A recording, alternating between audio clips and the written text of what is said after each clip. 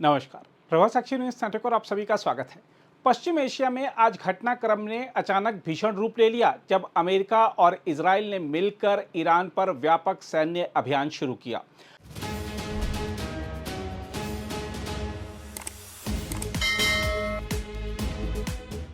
अमेरिकी राष्ट्रपति Donald Trump ने बड़े पैमाने पर युद्धक कार्रवाई की पुष्टि करते हुए इसे अमेरिकी राष्ट्रीय सुरक्षा के लिए आवश्यक कदम बताया और कहा कि तेहरान को परमाणु हथियार क्षमता हासिल करने से रोकना जरूरी है। हम आपको बता दें कि हमलों की पहली लहर में तेहरान के कई महत्वपूर्ण स्थलों पर विस्फोट हुए, ईरान के सर्वोच्च नेता अयातुल्ला अली खामेनेई के परिसर तथा राष्ट्रपति मसूद पजेश्कियन के ठिकानों को निशाना बनाए जाने की खबरें भी सामने आईं।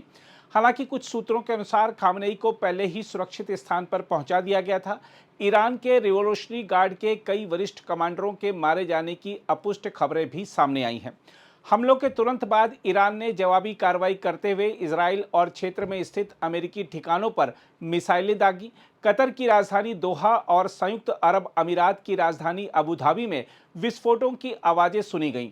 बहरीन में अमेरिकी 5वें बेड़े के सेवा केंद्र के निकट हमले की सूचना मिली, जिसके बाद जुफैर इलाके को खाली कराया गया। कुवैत ने अपनी सुरक्षा के अधिकार सुरक्षित रखने की बात कही है, जबकि जॉर्डन ने 2 मिसाइलें मार गिराने का दावा किया है।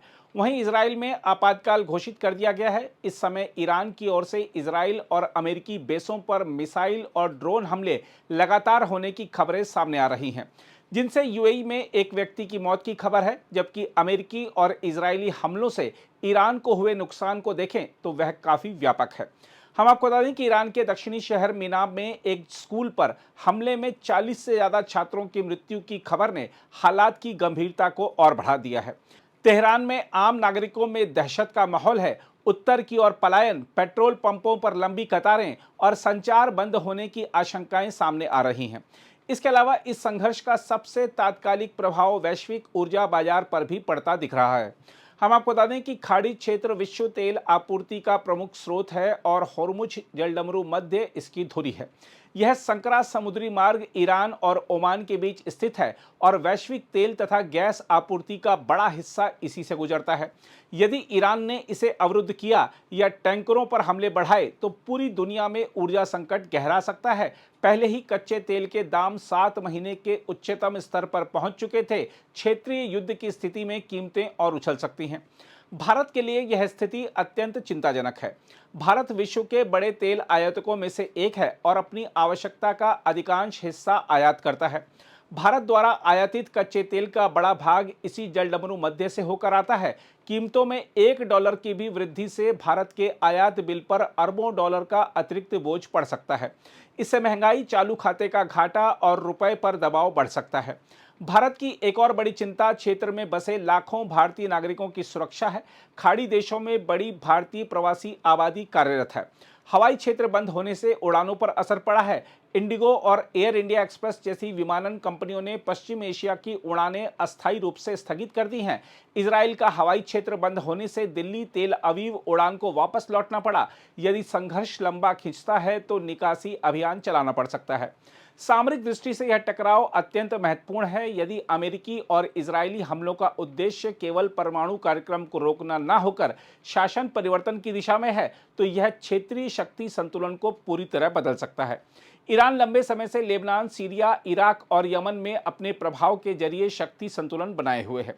अब यदि वह सीधे अमेरिकी ठिकानों पर हमले कर रहा है तो यह छाया युद्ध से खुली जंग की ओर बढ़ने का संकेत है। सबसे बड़ा प्रश्न यह है कि जिन देशों में अमेरिकी सैन्य अड्डे हैं, यदि वह भी प्रत्यक्ष रूप से युद्ध में शामिल हो जाएं, तो क्या यह विश्व युद्ध जैसी स्थिति बन सकती है? खाड़ी के देश अब तक संतुलन साधने की कोशिश करते रहे हैं, परंतु यदि उनकी भूमि पर हमले जारी रहते हैं और वे सामूहिक प्रतिकार करते हैं, तो संघर्ष का दायरा तेजी से फैल सकता है। अमेरिका के साथ रक्षा समझौतों के कारण नाटो सहयोगी भी अप्रत्यक्ष रूप से प्रभावित हो सकते हैं। वहीं रूस ने हमलों की निंदा करते हुए इसे सशस्त्र आक्रमण बताया है। इस तरह यदि प्रमुख शक्तियां अलग अलग पक्षों में खुलकर उतरती हैं तो बहुध्रुवीय टकराव की आशंका बढ़ सकती है। हालांकि तत्काल इसे विश्व युद्ध कहना जल्दबाजी होगी, परंतु ऊर्जा आपूर्ति, समुद्री मार्गों और क्षेत्रीय गठबंधनों पर पड़ने वाला प्रभाव इसे वैश्विक संकट अवश्य बना सकता है।